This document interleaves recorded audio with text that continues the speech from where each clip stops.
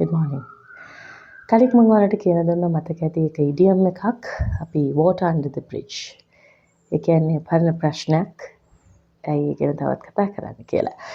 A water under the bridge එක අපි තව ඉඩියම් එකක් use කරලා අද full sentence එකක් use කරන්න for red one English. ඒ තමයි that just a water under the bridge, but you still keep the chip on your shoulder. Keep the chip on your shoulder. ඒ කියන්නේ මොකද්ද? chip on your shoulder.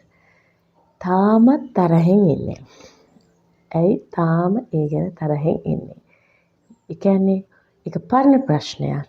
හැබැයි ඔයා තාමත් ඒ ගැන තරහෙන් ඉන්නේ. ඉතින් අපි normal කියද්දී that was a long time story. Why you still angry about that? එහෙම කියනවට වඩා you can use today from onwards.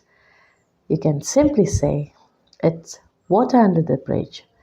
So you still keep your chip on the shoulder. තව දේවල් ඉගෙන ගන්න මගෙත් එක්ක එකතු වෙන්න.